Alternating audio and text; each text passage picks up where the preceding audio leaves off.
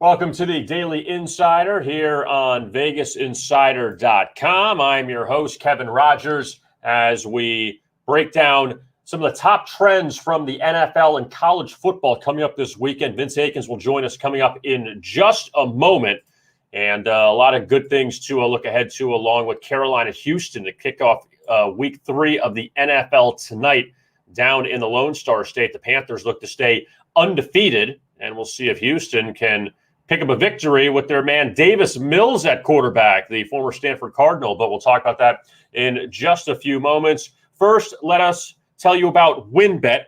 And the WynnBET, of course, the Wynn Resort and Casino out in Las Vegas, a beautiful venue. And now you can get the app on your phone, the WynnBET mobile sportsbook, and you can get a $1,000 risk-free first bet. That means if you lose your first wager, you get it back up to $1,000 as a free bet credit that you can use for another bet. And also WynnBET, legal in the following states: Colorado, Indiana, Michigan, New Jersey, Tennessee, Virginia, and Arizona. And you have to be 21 years or older to gamble. Also, at WynnBET, they are the official partner of the New York Jets. So if you are on site at the WynnBET Green Room at MetLife Stadium in New Jersey, next time the Jets have a game, eligible bettors of legal age can enjoy the atmosphere of a fully fledged in-person sports book. The WynnBET Sports app, you can find it on iOS as well as Android. And again, legal in the following states: Colorado, Indiana, Michigan, New Jersey, Tennessee, Virginia, and Arizona. So we bring in our friend Vince Akins. And Vince, always a lot of good information as far as a trend aspect. And Vince, let's get it going with tonight's game. Carolina and Houston. It's not exactly the game that people are thrilled about in the NFL, but hey, it's a game on Thursday night. We've seen the overs do very well so far in these primetime games, 6-0. Panthers already up to a 2-0 start. And the Texans with a backup quarterback, a rookie, in Davis Mills starting for Tyrod Taylor, and Deshaun Watson still sidelined. So what'd you dig up with the Panthers and Texans tonight? Sure. Thanks for having me today. Yeah, this is absolutely the game of the year as far as excitement level goes, Carolina, Houston. But, that might be a great reason to put a little action on the game tonight. If you're so inclined. Looking at some team trends with Carolina coming to this game, some interesting things. To start with, Carolina quietly went 7-0 in their last 7 road games of 2020. You think about their 5-win record from 2020. It doesn't necessarily jump off the page that they were covering games consistently on the road last year, but the last 7 after failing to cover their opener in 2020 on the road. A couple other things for Carolina. We know last week, obviously coming off their best performance in some time, defeating the Saints 26-7 as 3.5, 4-point dogs last week. Carolina, since October 2017, has covered all 9 games coming off a game when they covered by 10 or more points. So last week they covered by 22.5, 23 points. The follow-up game, they've covered 9 straight after a big against the spread victory.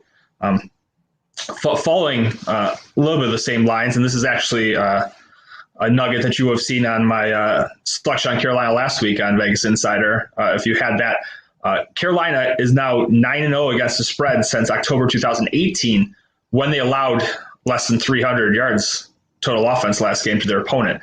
So you look at last week, New Orleans, way below that number with just 128 total yards and only 6 total first downs. Carolina's defense, when they do have, obviously haven't had that many great games the past few years. When they do, it tends to give them an edge going to the next week. Speaking of that, we want to look at that performance. I mentioned those 6 first downs allowed. That's really impressive in this day and age of football. And that generally 6 or fewer first downs allowed in a game over the last 10, 15 years happens only once or twice a season. In the follow-up games, looking since 2008, teams are 16-5 against the spread if they held their opponent last game to 6 or fewer first downs. So when you see that level of defensive dominance in a game, that does tend to have a carryover to the next game more than gets baked into the line.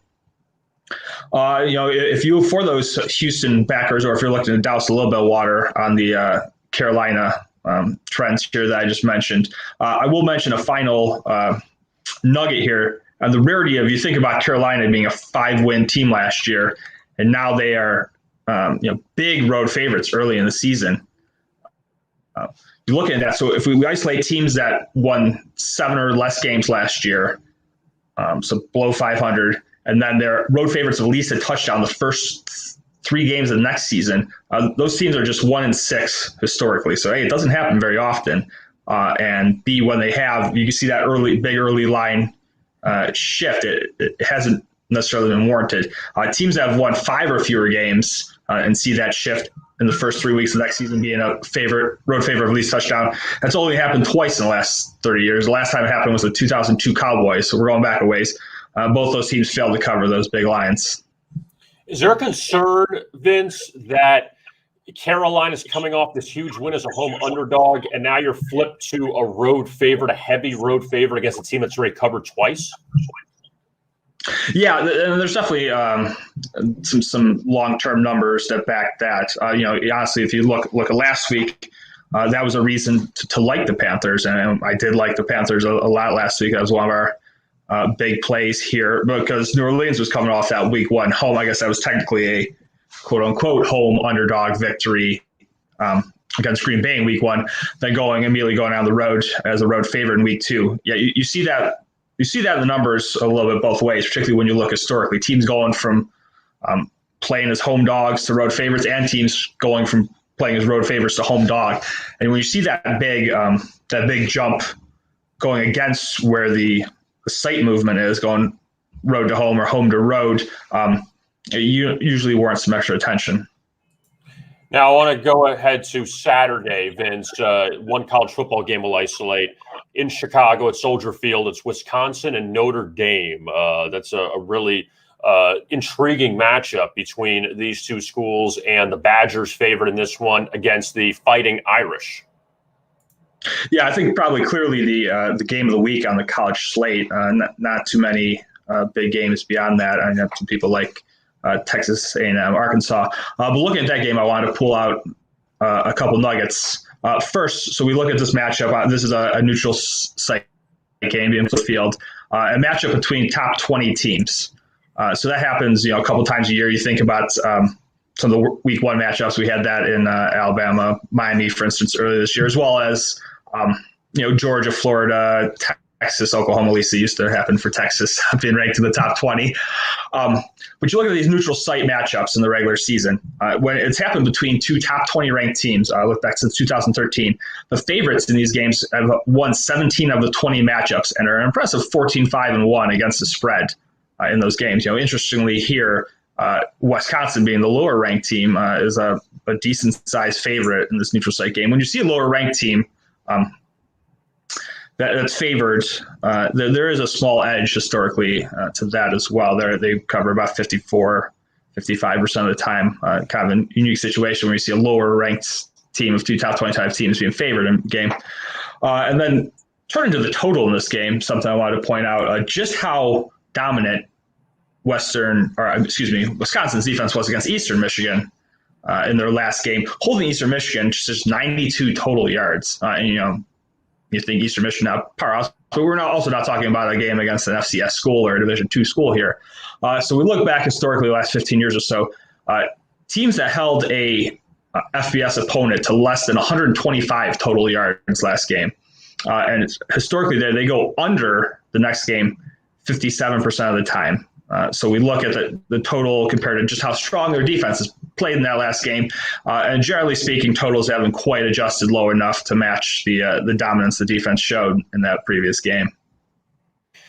Now, Vince, let's go take a look at the NFL for Sunday and the big matchup, Buccaneers and Rams. Tom Brady actually playing his first ever professional game in Los Angeles, which is kind of interesting, but the Rams opened up as a short favorite here. They've now flipped to a dog, and the Buccaneers traveling out west after beating the Cowboys and Falcons at home, and the Rams coming off a blowout over the Bears and then a close victory over the Colts Some people may think this could be an NFC Championship preview. We'll see.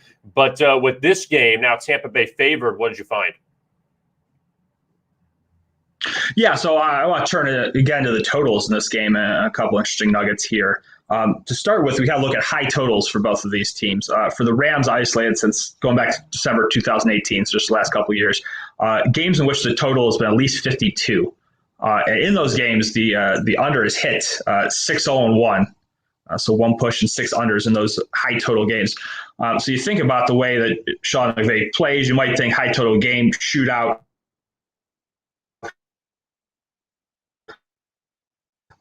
The games are expected to be shootouts, keeping those low scoring, trying to control the ball a little more. I think everyone remembers a few years ago, right before this started, that Chiefs-Rams game on Monday night. So since then, when that game was, I forget, that was the highest total ever, 63 and a half. Since then, the Rams have sort of flipped the script on these high total games, attempting to control the ball a little more. For the Bucs, with a little smaller sample here, looking at that same time period, games with totals of at least 54. They've had 3 such games, including one down the stretch and one a playoff game of 2020. All 3 of those games have gone under the total as well. And finally, an interesting nugget here I wanted to pull up. Tampa Bay is extremely pass-heavy the first 2 weeks of the season here. It rushed the ball just 32 times over 2 weeks, and that's in 2 victories. Extremely unusual. What you see, it's a conscious effort the way Tampa Bay's playing, and keeping the ball out of Leonard Fournette, Ronald Jones' hands as much, and giving the ball to Tom Brady. So we look at how the Rams match up against such teams that don't run the ball a lot. Since October 2018, they've played teams that have rushed the ball less than 24 times per game, 13 times in that stretch. In that stretch, the unders hit 12 of those 13 games. So you think that they're playing a team that's a little one-dimensional, doesn't run the ball a lot. The Rams have done a nice job keeping those games low scoring by adjusting their defense to face more of a one-dimensional team. As good as that one dimension is from Tampa Bay, they really haven't established the run much at all in the first 2 weeks of the season here. Now let's go to the Sunday night game, Vince. 49ers and Packers, and Green Bay got back on track with their blowout of Detroit on Monday night, and now Aaron Rodgers and the Packers traveling west. First time they're an underdog this year. In San Francisco, their first time at home after beating 2 teams that probably don't think are going to the playoffs, the Lions and the Eagles. I mean, who knows the NFC East? But we remember that the Packers a few years ago when the Niners won the NFC, Green Bay went out to San Francisco and got torched twice, but then won last year out at Levi Stadium. But Jimmy Garoppolo didn't play. It was Nick Mullins. So now you got Rodgers, Garoppolo, and the Niners are favored. What do you have? Yeah, so we all remember that 37-8 blowout in 2019 when Green Bay went to San Francisco and really didn't show. I feel like it happens once a year or so for the Packers, and maybe they got that out of the way week 1 against the Saints this year. But actually, since that game, Green Bay has played in prime time 7 times. That's a Thursday, Sunday, or Monday night game. And they have both won and covered all 7 of those games. Obviously, just last week, coming back in the second half for that cover against the Lions. That was another one that we were on with our selections on Vegas Insider. But yeah, they've looked pretty handily since that blowout loss in 2019 in San Francisco. So you mentioned San Francisco favorite, 3.5 points in this game. Dating back to December 2013, the 49ers just 6-21-2 against the spread as a home favorite. It did seem like maybe in recent years that was proving slightly until last season. They were 0-3 both against the spread and outright playing as a home favorite. And those games came early in the season, primarily while they were still a little healthier team. The week 1 game against Arizona, for instance, was one of those. So that was, obviously later in the season, they were playing as home dogs, as banged up as the 49ers were last year. But in the 3 games, they were home favorites last year. They lost all 3 outright. And finally here, I think you alluded to a little bit in that open, the San Francisco playing their first home game of the season, week 3. That's a bit of a rarity. Usually 2, 3, 4 teams per season will see that where they don't play at home the first 2 weeks of the season, and then naturally they're playing at home in week 3. No teams are starting with 3 straight road games. So you would think, if anything, you would think, just kind of working this out. Maybe those teams are undervalued a little bit. We haven't seen them at home yet. 2 straight road games to start the seasons. Maybe our priors thinking about those teams playing the road twice aren't quite in line. The data actually shows complete for that. So teams that are home game in week 3 of the season, just 29-55 against the spread in that week 3 home matchup. So that's actually, it's active in this game. Looking back in the last decade, that's 11-20 against the spread. So it hasn't been improving at all in recent seasons, if you're wondering about differences in home field advantage over that time. And that's active not just in this game, but it's active against Denver, Minnesota, and then as we will get to here shortly, the Monday night game with Dallas as well. Yeah, we'll get to the Cowboys in 1 second. I find it fascinating that 7-0 straight-up ATS record in the primetime games for the Packers. That, and last year, too, Vince, week 3, they were in New Orleans as a dog, ended up winning outright. Now, a year later, week 3, they are in San Francisco as a dog, and we'll see how it turns out. But the first home game of the season, and we'll transition now to that with the Eagles-Cowboys, first home game of the season in week 3, 29-55 against the spread. Very, very interesting. And San Francisco is favored and Dallas is favored. So Cowboys facing the Eagles. Philadelphia hung with San Francisco last week, but they just couldn't get over the hump in that game. And Dallas off the big win against the Chargers. So what else do you have with this Cowboys-Eagles game? Yeah, and then I talked about that a little bit. I think it's really interesting. That's one to point out because it's not necessarily one that I would expect to see looking at the data, but that they say the numbers never lie. That's we tend to be overvaluing those teams coming back home in week 3, and then we turn to the Cowboys being home here. The Cowboys are a team over the last several years. You kind of think of home field, Jerry World there. Really haven't had the kind of home field that you'd expect. Last season, Cowboys went 0-4 against the spread as a home favorite. And then so the final, and that goes back several years actually, where they've kind of underperformed expectations as home favorites. Looking back a little farther here, the final nugget I pulled up here, the Cowboys coming off obviously that narrow 20-17 win over the Chargers last week, which I don't necessarily think either team looked particularly good overall. But the Cowboys did escape with that narrow win. So you look at games over the last decade, the Cowboys have been third. Obviously, games with a total at least 42, coming off a narrow 1 to 3 point win. In that stretch, Cowboys 0-12-1 against the spread, playing as favorites, coming off those narrow wins. Yeah, and the Cowboys, I think we've noticed with them, Vince, that going back at least, it was unfair last year because the Eagles and Cowboys played and Dak Prescott didn't play in either of those games. It was Andy Dalton in the game in Dallas, and it was the Ben DiNucci show. Remember that Sunday night ugly game at the Link? So now Dak is playing again this time, but also the Eagles in that last game in Dallas in Week 16 with Jalen Hurts, they were favored in that game. A lot of people don't remember that. The Eagles were laying 3 and the Cowboys blew them out, and now it's flipped around where Dak hasn't been a good favorite. Cowboys, like you said, have not been a good favorite. So you kind of wonder now, oh, Dallas is at home, so they must win because they're at home. That's not really the case with them. Yeah, and you just I mentioned that 0-4 against the spread as home favorites last year. 3 of those games came early in the season with Dak Prescott and a pretty healthy team. I think the other one was the Thanksgiving game. I'm pretty sure they were small favorites against the Redskins later in the season. But yeah, those first early games last year, I think people remember the Atlanta game. I believe they were small home favorites against the Browns as well last year in a loss. So it's not just you think about an ugly performance the second half of the year with Dalton and then particularly DiNucci. I remember there was a couple of gambling horror stories with DiNucci in there in 2020. But even looking back the last 3-4 years, with Dak under center, Dallas has still not been particularly good as a home favorite.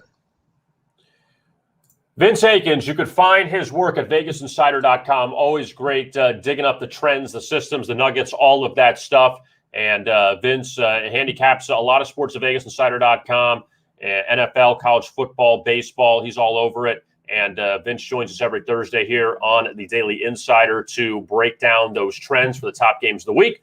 Vince, thank you so much, and we'll talk to you next week. Yeah, good luck, everyone. We'll see you next week.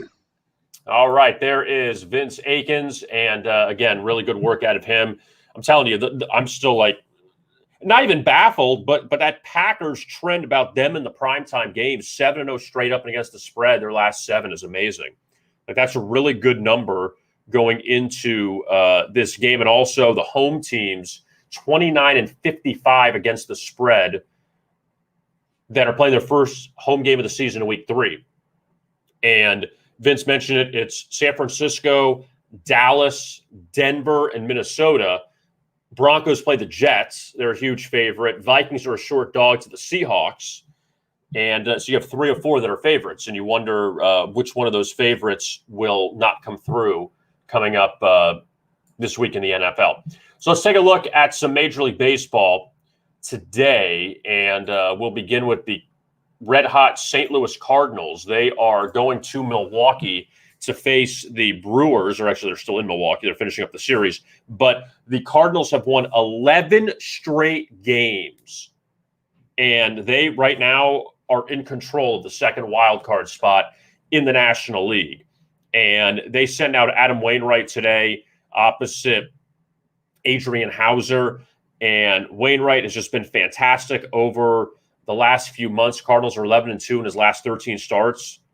And the loss actually came, or one of the losses came to the Brewers in this span. Cardinals are 2-1 against the Brewers in Wainwright's 3 starts this season.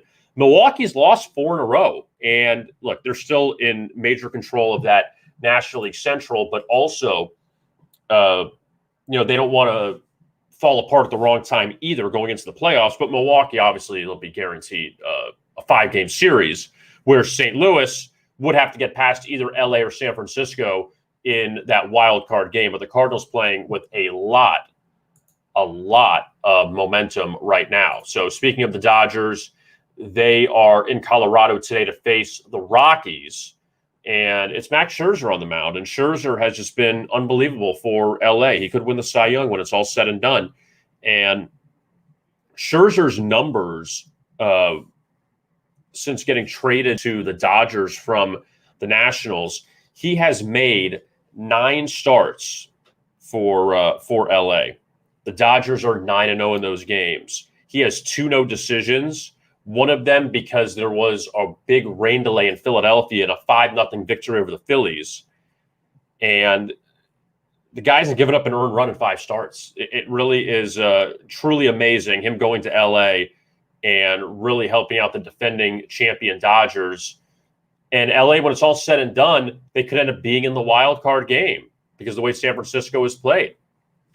And Kyle Freeland, he will start for Colorado this afternoon. The Braves and the Diamondbacks, they finish off their series in Arizona. And the one thing I'll give Atlanta, they have taken care of their business against teams they need to beat. They did this earlier this year at Washington, at Miami, at Baltimore. They had that 9-0 road trip. And now so far, they lost 2 of 3 at San Francisco, who, again, they're going to be on the verge of 100 wins. But winning the first 3 in Arizona, 11, 6, and 9 runs the first 3, very impressive. Diamondbacks trying to avoid another sweep. I mean, Arizona, the next 2 series are against the Dodgers and Giants. I mean, it just doesn't get any easier for them. And the Braves send out Charlie Morton today. Madison Bumgarner goes for San Francisco. Morton actually winless in 4 of his past 5 starts for the Braves. His numbers haven't been that bad, but the problem is Atlanta just hasn't done enough to win those games. So we'll see if the Braves can win another one coming up today and pull off a sweep of the Diamondbacks. Now, the Giants, they are in San Diego today to face the Padres and finish off that series. And Logan Webb, he takes the mound for San Francisco. Again, another guy that won't win the Cy Young, but that still is meaning 7.9 ERA. And the Giants have won his last 8 starts. And the guy goes 6-7 innings every single time out. That there's no disappointment with him. Now, Yu Darvish counters for San Diego today. And Darvish actually coming off a really good performance at St. Louis his last time out, went 7 scoreless innings, had a 2-0 lead, but the bullpen blew it, and the Cardinals won 3-2. Now, Darvish, he faced the Giants before that, gave up 5 runs in the first inning, blowout loss. And San Diego right now, they are 1 game above 500. A team that was thought to be in the playoffs this year likely will not be in the playoffs when it's all said and done. Nationals and Reds, they meet in Cincinnati. Reds were off yesterday, had a rain out against the Pirates. Nationals actually won the final few games of their series against the Marlins. in Miami. And now Luis Castillo goes tonight. He is a heavy favorite against the Nationals. The Phillies, they are back at home after they slipped by the Orioles a couple times, but I guess wins are wins, so it doesn't really matter in the end. Aaron Nola starts for Philadelphia tonight, and Connor Overton goes for Pittsburgh. Nola just at 8-8 on the season, and guy's got 19 strikeouts his last 2 starts, but he has not gone at least 6 innings since August 21st, the game he had that no-hitter against the Padres, and then San Diego tied it, won an extra inning. So Nola's been a really shaky season for him. The White Sox and the Indians, they play a pair of games in Cleveland today. Both teams were rained out yesterday. White Sox in Detroit and the Indians at home. So these teams will match up for a pair of games today. And Chicago, they send out Reynaldo Lopez in the opener against Aaron Savali. Savali pitched really well against the Yankees his last time out, but now he has been flipped to an underdog here. And no word on who the White Sox are thrown out in the second game. So we'll move on to the Mariners and the Athletics. And the Seattle Mariners deserve a lot of credit. They really do. Because they may end up falling short of the wild card. But this team is 83-69, and they pulled now ahead of the Oakland Athletics in the American League West. Now, Houston is still going to win the division, but Seattle, for them to possibly finish second in the American League West is a great accomplishment for them. And the Mariners are trying to pull off a 4-game sweep of the A's, look to beat they're trying to beat Oakland for the now 9th consecutive time. They've won 5 straight at Oakland, and they've held the A's to 2 runs or less 4 times. Like, the pitching has been unbelievable against this A's team. Now, Chris Bassett starts for Oakland today, and Bassett is making his first start in about 5 weeks since he got drilled in the head on a line drive against the White Sox. So we'll see how that turns out for him. Yusei Kikuchi goes for the Mariners, but the A's favored here, and Seattle just keeps winning. Got to give them a lot of credit. Rangers and Orioles, it's on the schedule. Oh, boy, these two teams. The Rangers have 97 losses. The Orioles have 104, and Texas is favored. Rangers were swept by the Yankees. They were up 3-0 last night, and they lost that game 7-3. Blue Jays and the Twins in Minnesota, and Toronto still trying to hold on to that second wild card spot in the American League. They lost to Tampa Bay yesterday, and the Twins, they got nowhere to go. But it's Steven Matz and Michael Pineda on the mound tonight. And big series for Toronto. Minnesota trying to play spoiler. The Blue Jays, they'll be favored in every game in this series. And Steven Matz, 13 wins his first season with Toronto. Blue Jays have won his last 4 starts. He's pitched very well. And he actually just beat the Twins last week. Matz did 6-2, 5 2/3 innings, 2 earned runs. And the Blue Jays rolling. Twins coming off a couple wins against the Cubs. Astros and Angels, they wrap up the night in Major League Baseball. Lance McCullers Jr. and Alex Cobb on the mound. Houston's won the first 3 in that series, so the Astros going for a sweep. A lot of road sweeps potentially today. Astros, Mariners, Giants, Braves, Cardinals. So a lot of potential for road sweeps in Major League Baseball today. Now let's take a look at college football for tonight, the lone game. Marshall and Appalachian State. And Marshall coming off an unspeakable meltdown last week against East Carolina, where they were in control of that game against the Pirates. East Carolina was down 17 going to the 4th. And they pull off an amazing comeback. They outscore Marshall 21-0 in the 4th quarter. East Carolina won 42-38. So Marshall closes 11.5-point favorites. They were in control. They lose outright. Marshall, so far, they're 2 wins over Navy and North Carolina Central. Nothing to get excited about. Appalachian State beat East Carolina in their opener in Charlotte, lost at Miami by 2, and then just beat Elon this past week. But Appalachian State, they're favored here, laying 7 against the Thundering Herd. Last year, these teams played in Huntington. Marshall won 17-7 as 6-point dogs, and Marshall a 7-point dog now going on the road against Appalachian State in that matchup. And again, just to close it out, the Panthers and Texans in Houston tonight, and Sam Darnold against Davis Mills, a couple of former Pac-12 quarterbacks taking the field this evening, and we have not seen an over, or an under rather, 6-0 to the over. We've not seen an under yet in a primetime game so far this season. And looking back through the first 2 weeks, on the 2 Thursday nights, Buccaneers and Washington both won outright. The Sunday nights, the Rams and the Ravens won. And Monday nights, the Packers this past week and the Raiders in week 1. What do all those teams have in common? All home teams. So home teams are 6-0, over is 6-0. Now let's see if those trends continue, if the Panthers Texans down in Houston. And again, want to tell you about our friends at WynnBET and a $1,000 risk-free bet that you can get at WynnBET.